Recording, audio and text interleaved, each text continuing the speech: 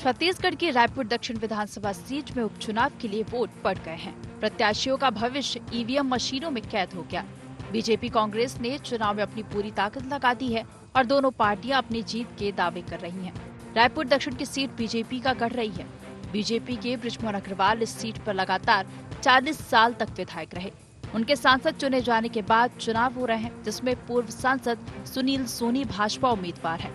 बृजमोहन की गैर मौजूदगी में कांग्रेस को यहां अपनी उम्मीद नजर आ रही। कांग्रेस ने यहां युवा नेता आकाश शर्मा को मैदान में उतारा है। दोनों दल यहां अपनी जीत को लेकर आश्वस्त हैं। बीजेपी 1.5 लाख मतों से जीत का दावा कर रही है, तो कांग्रेस का दावा है कि इस बार विजयश्री उसका वरण करेगी। बीजेपी और कांग्रेस दोनों के अपने अपने दावे के पीछे के अपने अपने तर्क हैं। बृजमोहन अग्रवाल जी रिकॉर्ड बताते रहे, रिकॉर्ड मतों से जीतते रहे और इस बार भी सुनील सोनी जी ऐतिहासिक जीत हासिल कर रहे हैं। यहाँ मोदी गारंटी है, विष्णुदेव साय जी की सुशासन है, तो लोगों को एक विश्वास और भरोसा है कि अच्छा नेतृत्व होगा सुनील सोनी जी, बृजमोहन अग्रवाल जी का छत्रछाया रहेगा एक सांसद के रूप में। जनता में भारतीय जनता पार्टी के प्रति विश्वास बढ़ा है और यही है कि माननीय विष्णुदेव साय जी की सुशासन की सरकार का ये परीक्षा भी है और परिणाम भी उसके अनुरूप आएंगे। और रायपुर दक्षिण विधानसभा की जो मतदाता हैं वो भारतीय जनता पार्टी को वोट देने के लिए आतुर थी। आज के ही दिन का इंतजार था और यही कारण है कि औसत से ज्यादा वोटिंग हो रही है। मुख्यमंत्री जी ने कहा 1 लाख वोटों से जीतेंगे तो जीतेंगे, हम तो उनके सिपाही हैं, उसी काम में लगे हैं। रिजल्ट आएगा तो देखिएगा 1 लाख से ऊपर का ही लीड होगा। दक्षिण विधानसभा में पिछले समय की तुलना में वोटिंग परसेंटेज बढ़ेगा और वोटिंग परसेंटेज बढ़ने का मतलब है सीधा सीधा कि परिवर्तन, बदलाव, नया चेहरा। और वोटिंग परसेंटेज अगर बढ़ता है तो स्वाभाविक से कांग्रेस को फायदा मिलेगा और कांग्रेस उस सीट से इस समय चुनाव जीतेगी। रायपुर दक्षिण विधानसभा उपचुनाव का मतदान पूरा हो गया। मतदाताओं ने अपने मतों का उपयोग कर लिया है। 23 नवंबर तक प्रत्याशियों का भविष्य ईवीएम में कैद रहने वाला है। बृजमोहन अग्रवाल के चुनावी रण में नहीं रहने से यह उपचुनाव दिलचस्प हो गया। अब देखना होगा कि जनता अपना नया विधायक किसे चुनती है। रायपुर से अद्वैत नाइक की रिपोर्ट।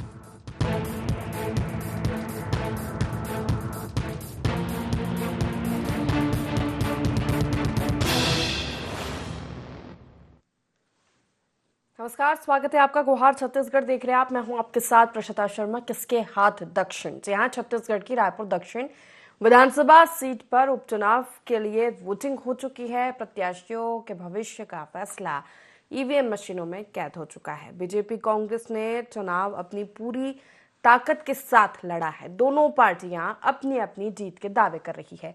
रायपुर दक्षिण की सीट बीजेपी का गढ़ रही है। बृजमोहन अग्रवाल इस सीट पर लगातार 40 साल तक विधायक रहे हैं। उनके सांसद चुने जाने के बाद यहां पर चुनाव हुए। पूर्व सांसद को बीजेपी ने मैदान में उतारा, लेकिन देखा जाए जिससे कांग्रेस को भी उम्मीद जागी है कि बृजमोहन अग्रवाल हट गए हैं तो शायद कांग्रेस का यहां पर कीट खुल सकता है। लेकिन वहीं अगर बात की जाए तो इस सीट पर अच्छा खासा प्रभाव है बृजमोहन अग्रवाल का। अगर वो चुनाव नहीं लड़ रहे हैं तो उनके चेहरे का प्रभाव इस सीट पर नजर आ रहा है। तो कांग्रेस की ओर से कांग्रेस ने युवा उम्मीदवार मैदान में उतारा। आकाश शर्मा चुनाव लड़े कांग्रेस की ओर से और जो लड़ाई है वो सक्रिय बनाम निष्क्रिय की लड़ी। कांग्रेस ने यह आरोप लगाया कि सुनील सोनी ने महापौर रहते हुए, सांसद रहते हुए क्षेत्र की जनता के लिए कोई काम नहीं किया है। बीजेपी के पास कोई ऑप्शन नहीं था, इसलिए उन्हें चुनावी मैदान में उतार दिया है। दक्षिण की जनता ने मूड बना लिया है, वो बदलाव चाहती है और कांग्रेस को वोट करेगी, परिवर्तन लाएगी। आज वोटिंग हुई है उत्साहपूर्वक। वहां पर लोगों ने निकलकर मतदान किया। विकास के मुद्दे हावी रहे इस सीट पर। चर्चा करेंगे, उससे पहले जान लेते हैं गुहार के पॉइंट्स क्या है। किसके कब्जे में आएगी रायपुर दक्षिण विधानसभा सीट? बीजेपी के 1.5 लाख वोटों से जीत के दावे का क्या है आधार? 40 साल से हार रही कांग्रेस को इस बार कहां से दिख रही उम्मीद? भाजपा के पास रहा विकास का एजेंडा, कांग्रेस ने चला कौन सा दाव?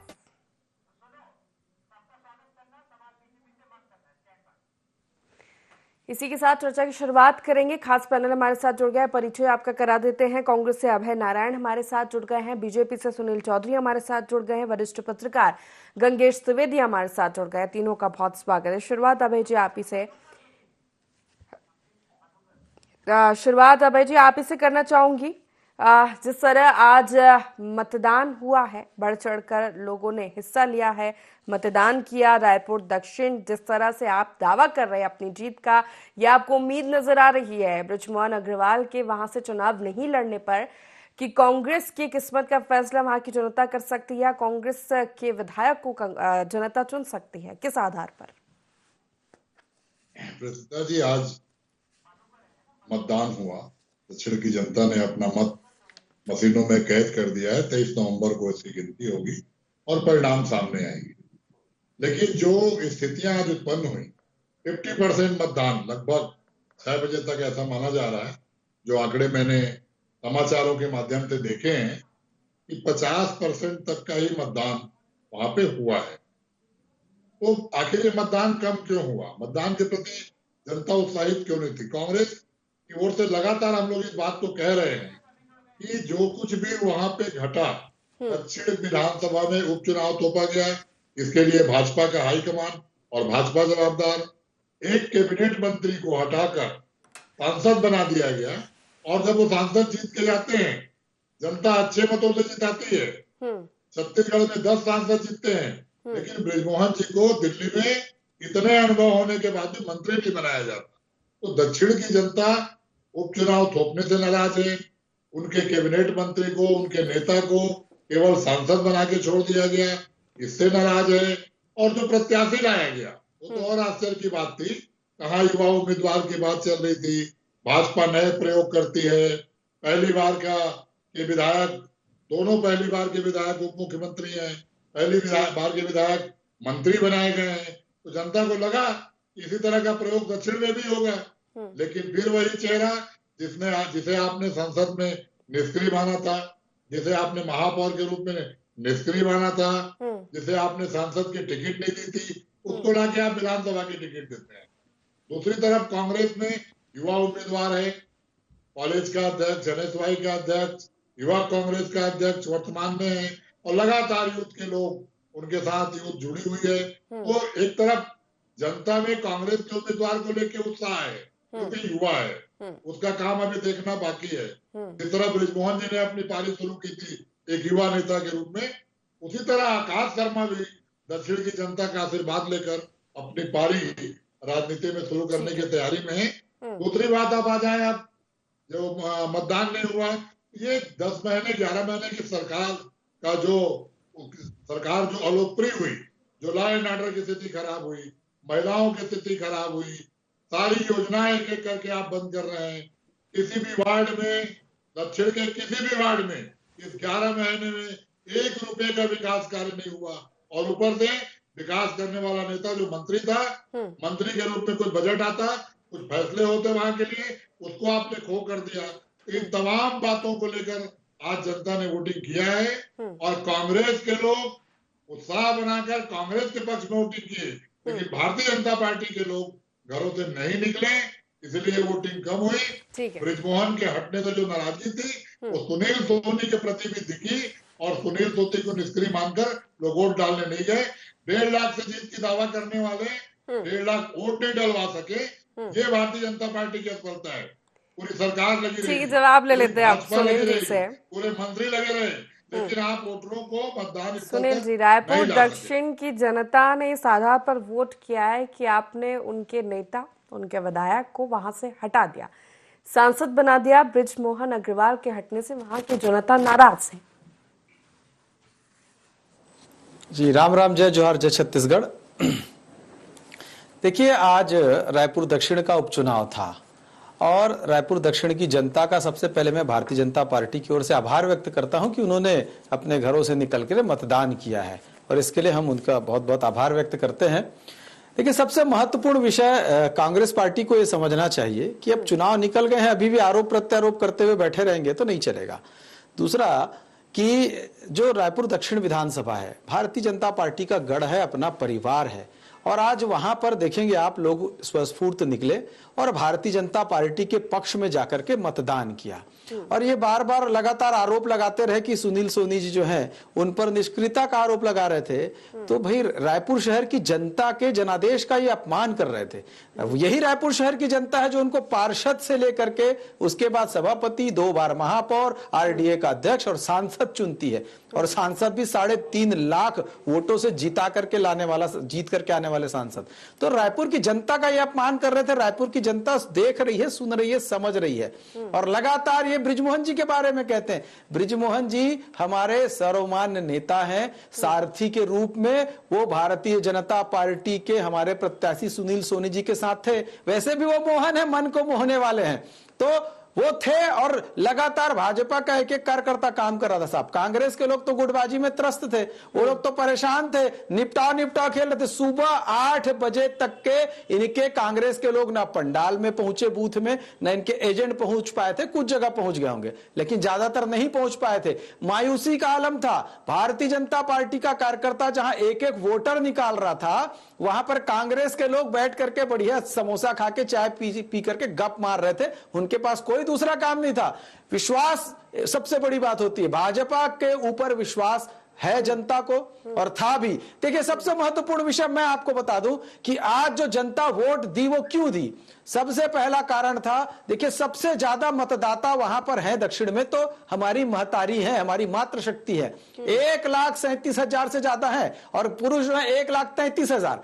तो जो माताएं बहनें निकली, लंबी लंबी लाइन थी, लंबी लंबी कतार थी, महतारी वंदन का धन्यवाद करने निकली थी कि भैया आपने जो हमको महतारी वंदन के माध्यम से प्रति माह 1,000 रुपए दे रहे हैं ना, उसका धन्यवाद। दूसरा, प्रधानमंत्री आवास योजना के 8 लाख आवास जो स्वीकृत हुए प्रदेश में, उनको याद है कि यही भूपेश बघेल की सरकार थी। केवल प्रधानमंत्री शब्द जुड़ा होने के कारण गरीबों के मकान इन्होंने रोक करके रखे। किसान भाई जो हैं उनको पता है 3100 रुपए मिल रहा है हमको, धान का समर्थन मूल्य 21 क्विंटल प्रति एकड़ खरीद रहे हैं, अंतर की राशि एक बार में दे रहे हैं। इनके यहाँ तो एक बार सोनिया गांधी जी आती थी, एक बार प्रियंका गांधी जी आती थी, एक बार राहुल गांधी जी आते थे, एक बार खड़गे जी आते थे और बटन दबाते रहते थे।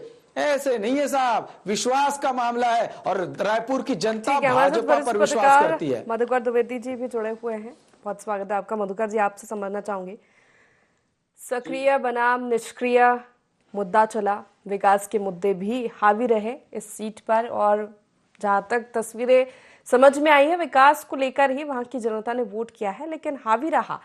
क्या लगता है आपको बृजमोहन अग्रवाल का चेहरा? देखिए पिस्ता जी, चुनाव के दौरान ये सब बातें होती रहती हैं, आरोप प्रत्यारोप ये सब लगते रहते हैं, लेकिन अब तो उपचुनाव हो गया। आज वोटिंग हो गई, 10 दिन बाद रिजल्ट भी आएगा। तो अब मुझे लगता है कि अब वो किसने क्या कहा, किसने क्या किया, ये बहुत ज्यादा मायने नहीं रखता। अब तो प्रतीक्षा की घड़ी 10 दिन बाद आएगी, बिल्कुल इंतजार रहेगा।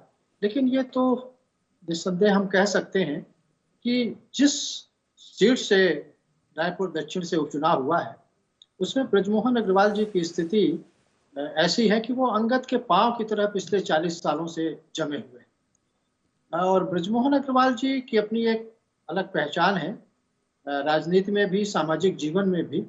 उनके इस्तीफे के बाद जो सीट खाली हुई है उसमें जो उपचुनाव हुआ है, स्वाभाविक तौर से उसमें उनके व्यक्तित्व का असर तो दिखेगा ही और दिखा भी है। लेकिन इस बार कांग्रेस ने भी एक युवा चेहरे को उनके सामने खड़ा किया है।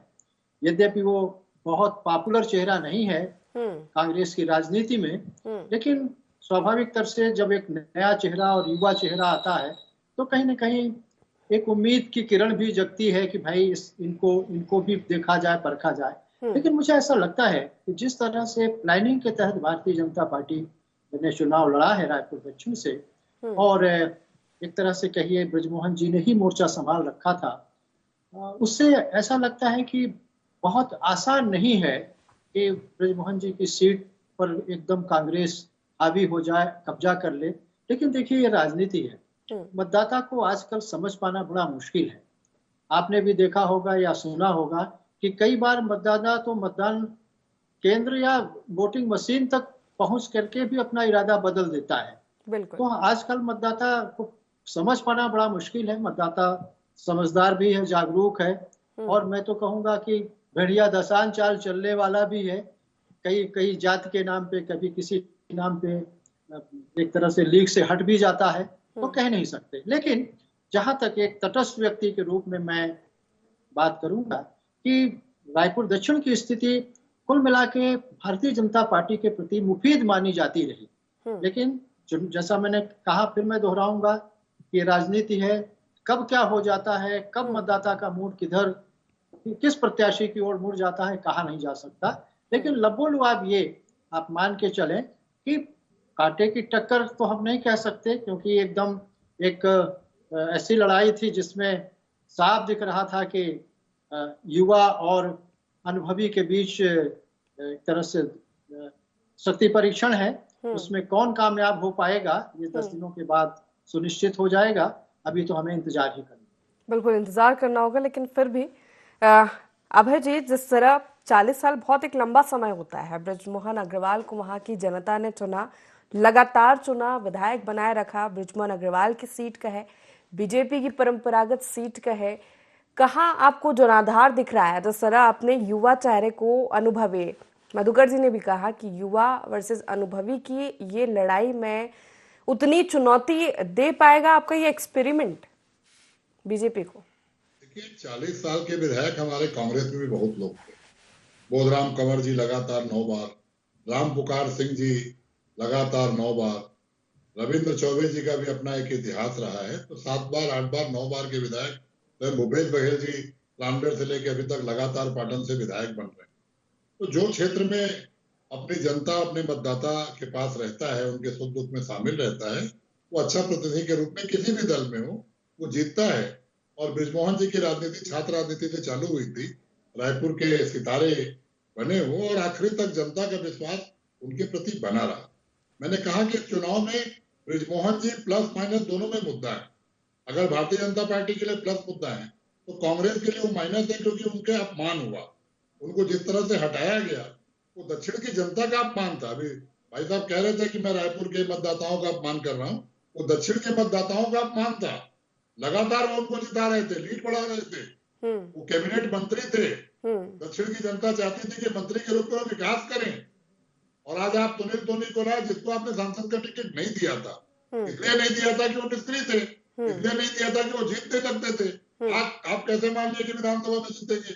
या आपने बृजमोहन को सांसद बनाया और बृजमोहन को ही ठेका दिया कि आप जिताइए भैया हमारा निष्क्रिय आदमी की। वहां भी युवा चेहरे थे, आप दे सकते थे। पहले उनकी पार्टी का मामला है, परिणाम कैद हो चुका है। मैं मधुकर भैया की इस बात से बिल्कुल सहमत हूँ कि अब बोलने को उसमें कुछ है नहीं। जनादेश मशीन में कैद है, जनादेश 23 को निकलेगा, तो जनादेश आएगा, वो स्वीकार होगा। लेकिन भारतीय जनता पार्टी की जो नाकामी थी, भारतीय जनता पार्टी का जो ढिंढोरा था, भारतीय जनता पार्टी का जो सरकार की असफलता थी, वो पूरी दिखी। एक तरफ कांग्रेस के लोग संगठित होकर काम कर रहे थे, दूसरी तरफ भारतीय जनता पार्टी में लोग सुनील सोनी के लिए क्या बोले, क्या बात लेके जनता के बीच में जाए। तो केवल बृजमोहन की चेहरा बृजमोहन अग्रवाल का रहा पूरे चुनाव प्रचार में। हमने देखा कि चुनावी मैदान में डटे रहे, बीजेपी की ओर से पूरा मोर्चा उन्होंने संभाले रखा। तो ऐसे में मेरा सवाल आपसे ये था कि क्या आकाश शर्मा चुनौती दे पाएंगे उनको? देखिए, आकाश शर्मा ने पूरी चुनौती दी है। उसका प्रमाण 60% मतदान 23 में हुआ था, 61% मतदान 18 में हुआ था, और आज 50% हुआ। क्यों? 38,000 मतदान कम हुआ है 23 के मुकाबले उपचुनाव में, मात्र 11 महीने में। 38,000 लोग घर से क्यों नहीं निकले जो 23 में निकले थे, जो मुख्य चुनाव में निकले थे? आज मध्य प्रदेश में भी चुनाव हुए, यूपी में भी चुनाव, बिहार में भी चुनाव हुए, सब जगह की परसेंटेज देखिए आप, और दक्षिण का परसेंटेज देखिए। आखिर लोग क्यों नहीं निकले, क्यों निराश है? क्योंकि वो जान रहे हैं कि सुनील सोनी के बनने के बाद भी क्या होना है, सुनील सोनी क्या करेंगे दक्षिण के लिए। क्योंकि 11 महीने की सरकार जब छत्तीसगढ़ के लिए कुछ नहीं कर पा रही है, 2 योजना, एक महतारी बंधन, आज महतारियों का भी बात कर रहे थे, महतारी नहीं निकली वोट डालने। अगर निकलती तो परसेंटेज बढ़ता।